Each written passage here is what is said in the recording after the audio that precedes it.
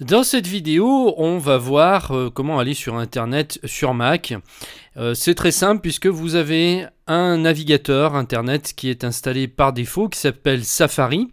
Et c'est le navigateur d'Apple par excellence que vous allez pouvoir retrouver à la fois sur votre Mac mais aussi sur votre iPhone ou votre iPad si vous avez ces appareils. L'intérêt, c'est de pouvoir garder le même navigateur sur tous vos appareils et surtout de pouvoir synchroniser ce que vous faites sur chaque appareil. Par exemple, si vous allez sur Internet, donc sur votre Mac, et que vous ajoutez par exemple des favoris, des sites que vous voulez garder en mémoire pour pouvoir retourner plus facilement dessus, eh bien, ces sites vont être également sauvegardés du côté de votre iPhone et de votre iPad.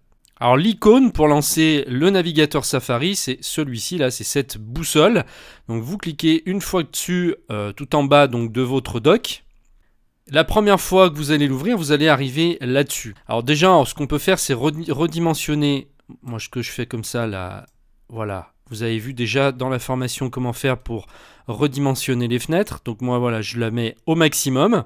Alors vous pouvez rester sur cette page de lancement à chaque démarrage du navigateur, mais vous pouvez aussi mettre le site où vous allez le plus souvent.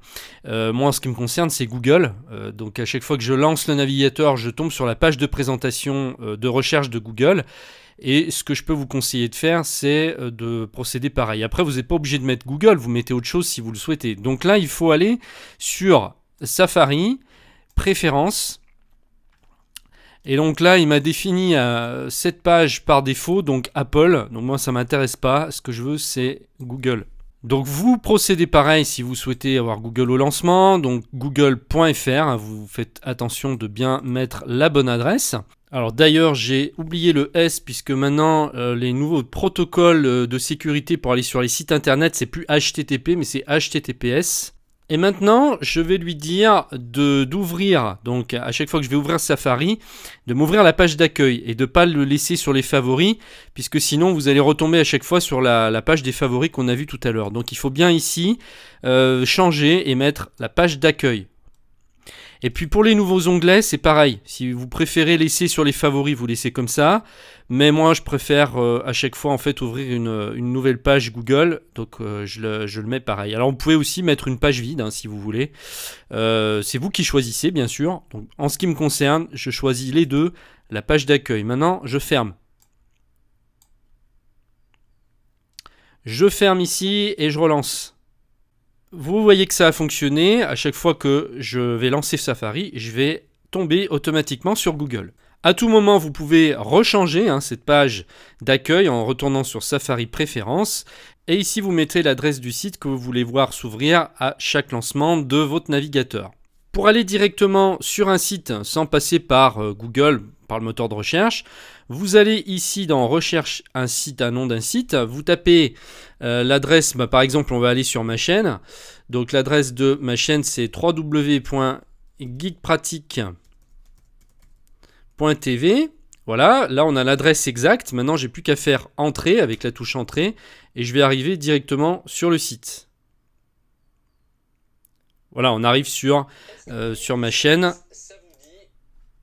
Donc ça, c'est pour aller plus vite si vous avez directement l'adresse du site. À chaque fois, vous la rentrez ici et vous y allez comme ça.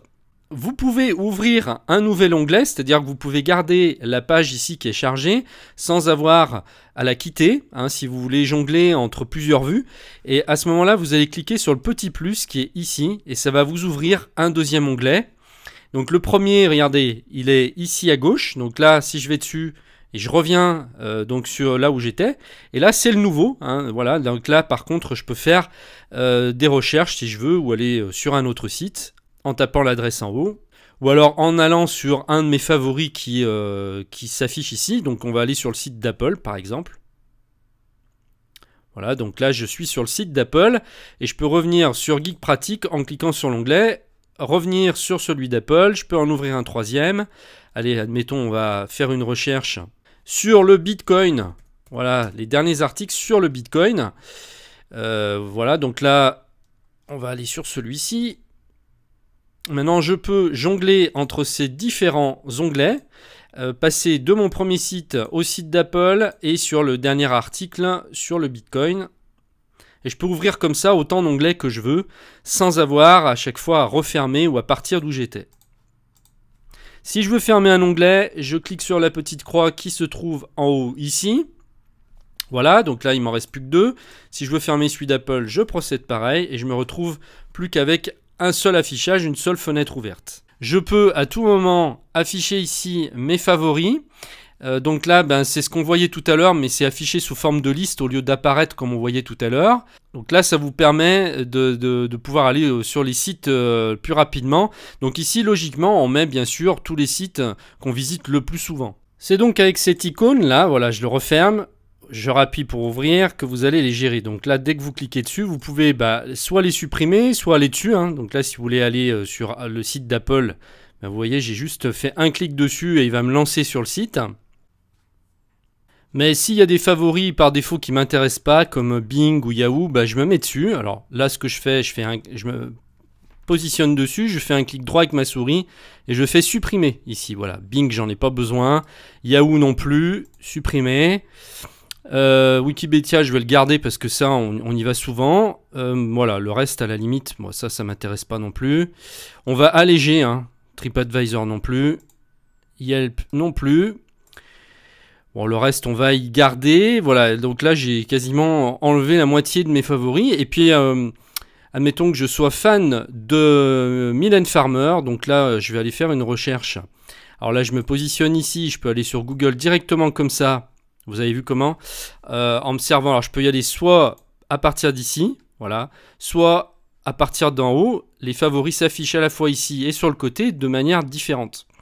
Voilà, donc là, je peux fermer. Voilà, je vais faire ma recherche de Mylène Farmer.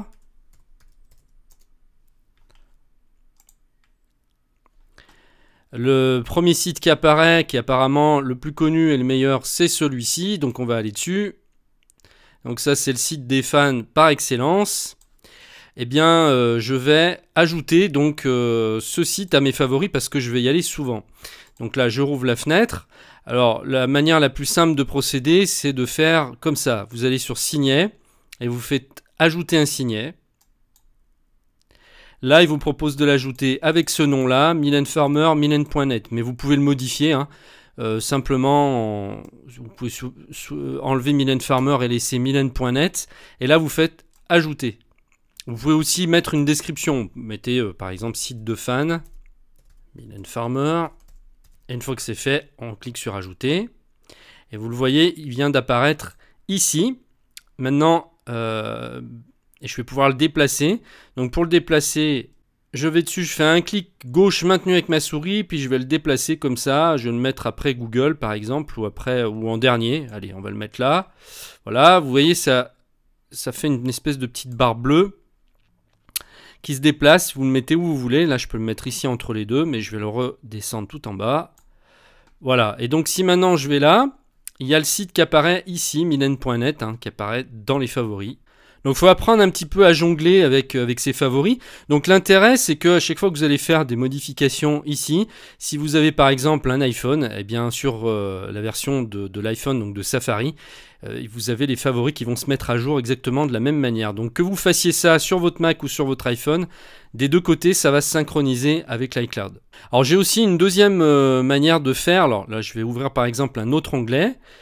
Voilà, je vais aller sur Le Monde pour avoir les news d'aujourd'hui. Là, on va aller sur un article des JO. Admettons que cet article m'intéresse, mais que j'ai pas le temps de le lire pour le moment. Eh bien, je vais le lire plus tard. Mais vous avez une autre fonction qui permet d'aller sur ici. Alors, pareil, vous mettez signet et cette fois, vous mettez ajouter à la liste de lecture. Alors, à chaque fois ici, vous voyez qu'à droite, c'est une petite parenthèse avant de continuer. Vous avez des espèces d'icônes là. En fait, ce sont les raccourcis clavier. C'est-à-dire que si vous ne voulez pas faire comme ça, vous pouvez aller plus vite. C'est une question d'habitude après, avec votre clavier. C'est-à-dire que vous le fassiez avec la souris ou avec cette combinaison de touches, ça revient au même. Ici, donc, ajouter un signet, au lieu d'aller ici, eh bien, vous faites commande, donc la touche qui est à côté de votre barre espace, la touche CMD, vous l'appuyez, vous laissez votre doigt maintenu, puis ensuite vous appuyez sur la touche D. Ça revient au même que de faire avec la souris. Alors quand on a l'habitude, c'est vrai que le raccourci clavier peut être plus rapide. Donc à vous de voir après. Là, je l'ajoute donc à ma liste de lecture. Donc vous avez vu, il y a une petite icône qui est partie sur cet onglet-là avec la paire de lunettes là. Alors je vais aller dessus. Voilà, regardez, votre article est mis ici à gauche. Admettons que, pareil, je veux lire un article sur le Bitcoin, mais que j'ai pas le temps de le lire. Voilà, on va prendre celui-ci. Cette fois, je revais dans signet. Alors, soit je fais ma combinaison raccourci clavier, soit je clique ajouter à la liste de lecture ici. Voilà, vous voyez, elle vient de se mettre. Donc, c'est un petit peu comme les favoris. Simplement, les favoris, c'est vraiment pour les sites sur lesquels vous allez vraiment le plus souvent. Ça, c'est plus pour des articles, pour des pages. On va dire qu'on utilise cette fonction quand on ne veut pas garder le site indéfiniment. Là, c'est vraiment des sites que vous voulez garder longtemps, tout le temps. Ici, c'est plus pour du momentané, quoi. Puis après, une fois que vous avez lu votre article, vous pouvez ici, en faisant un clic droit, le supprimer. Donc là, vous faites clic droit, vous mettez dessus, supprimer l'élément. Voilà. Pareil, ça va se synchroniser avec votre iPhone, avec votre iPad. Ce qui fait que là, si vous êtes chez vous, puis que vous devez partir tout de suite et, je sais pas, vous devez prendre le bus ou le métro, eh bien, vous ajoutez donc votre article et vous pouvez le lire après, retrouver donc le signet sur votre iPhone et vous pourrez lire l'article dans le métro tranquillement, ce qui permet de gagner du temps. Ensuite, qu'est-ce qui reste à voir? Alors, on ne verra pas tout, mais là, on va voir déjà le principal pour que vous puissiez être autonome avec Safari. Vous avez une petite icône ici avec des deux fenêtres là. Si vous cliquez dessus, vous remarquez que tous les sites, voilà, que j'ai gardés dans mes onglets, alors soit on les affiche sous forme d'onglets, voilà, comme on avait vu tout à l'heure. Alors je vais fermer ça là, voilà. Soit je passe d'un onglet à l'autre comme ça, soit j'ai un autre affichage avec des fenêtres qui me permet d'avoir une vue d'ensemble de tous les sites qui sont ouverts dans mon navigateur en ce moment même. Et ça permet d'avoir une vision globale peut-être pour aller plus rapidement sur le site concerné. Ça, c'est intéressant, surtout quand on en a beaucoup. Puis là, vous avez le plus qui s'affiche. Donc là, si vous voulez aller sur un nouveau site, voilà, donc là, je me retrouve sur Google. Maintenant, je vais dessus, j'ai 4 sites, j'ai Google et j'ai mes 3 autres qui sont ouverts. Et à chaque fois, voilà, que je veux rajouter un autre site, et bien, je clique sur le gros plus. Au lieu de cliquer sur le plus, ici, ça revient exactement au même. Simplement, c'est l'affichage qui change. Alors une chose importante, ici vous avez un bouton de partage donc, qui vous permet de partager, admettons que vous vouliez envoyer cet article du Monde à quelqu'un de votre famille ou à un ami, mais il suffira de cliquer ici et vous pourrez l'envoyer soit par message, ça on le paramétrera plus tard, mais c'est exactement la même chose que vous avez par exemple sur votre iPhone pour les SMS, hein. Donc sur Apple ça s'appelle message, soit vous pouvez l'envoyer par email. Pareil, il faudra configurer votre boîte email pour faire ça. Vous pouvez aussi l'envoyer dans rappel ou dans une note. Et vous pouvez aussi le poster directement sur les réseaux sociaux comme Twitter et Facebook. Alors, autre chose de très important, ce qu'on a vu tout à l'heure, vous pouvez le faire à partir d'ici aussi, c'est-à-dire ajouter à la liste de lecture ou ajouter un signet. Donc là, si ça revient au même que d'aller dans... c'est même plus rapide d'ailleurs de faire comme ça. Moi, je vous ai fait voir la façon traditionnelle d'y aller, hein, en allant dans signet, ajouter un signet ou ajouter à la liste de lecture. Mais ici, on peut le faire encore plus rapidement en cliquant comme ça et ajouter par exemple à la liste de lecture. Voilà, il vient de me le mettre. Si je vais dessus... Alors, il était déjà ajouté. Bon, je vais aller sur un autre site pour que ça soit plus visible. Comme ça, ajouter à la liste de lecture. Ouais, il vient de me le rajouter.